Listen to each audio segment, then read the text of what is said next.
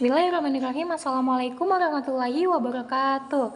Baiklah, perkenalkan nama saya Aida Zafira Nurpolem dengan NIM 0601232043. Prodi Ilmu Perpustakaan, Fakultas Ilmu Sosial. Baiklah, izinkanlah saya memenuhi tugas UAS saya pada soal yang ketujuh, yakni uraikan dengan jelas bagaimana seharusnya konstitusi itu dijalankan. Dan bagaimana, apa solusi yang saudara lakukan jika fungsi ontitus tidak berjalan dengan baik? Dalam konteks Indonesia, konstitusi yang membentuk negara kesatuan yang berbentuk republik sebagaimana kita saksikan hari ini merupakan karya dari para pendiri negara. Undang-Undang 1945 dirancang pertama sekali oleh BPUPK dan dibahas lagi untuk disahkan menjadi konstitusi untuk pertama oleh PPKI pada tanggal 18 Agustus 1945. Undang-Undang 1945 merupakan kesepakatan para pendiri negara yang berasal dari berbagai latar belakang, ilmu dan asal daerah. Dengan demikian, konstitusi tersebut dapat dikatakan lahir dari sebuah kompromi yang dilakukan dengan cara yang demokratis. Ketika konstitusi sudah terbentuk, di dalamnya paling tidak terkandung dua bagian pokok. Manfred Nowak mengemukakan ada dua bagian konstitusi, yaitu bagian formil dan bagian material.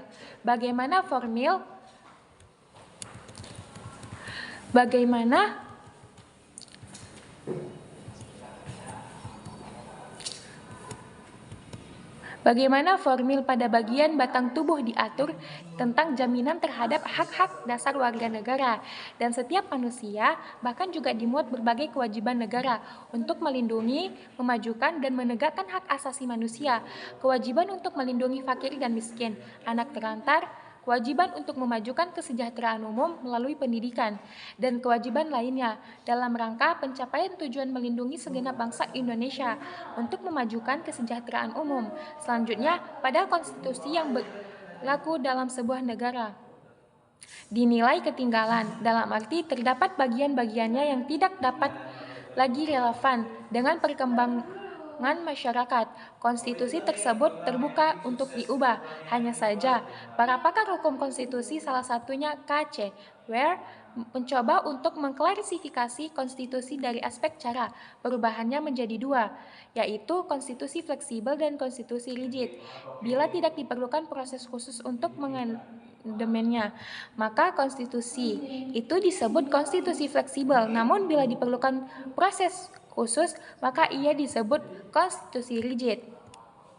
Salah satu nilai yang dianut dalam pemahaman konstitusionalisme adalah supremasi konstitusi.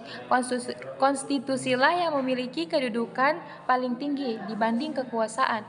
Konstitusi yang membawahkan kekuasaan, bukan sebaliknya. Kekuasaan negara harus dijalankan dalam bingkai pembatasan-pembatasan yang ditetapkan konstitusi.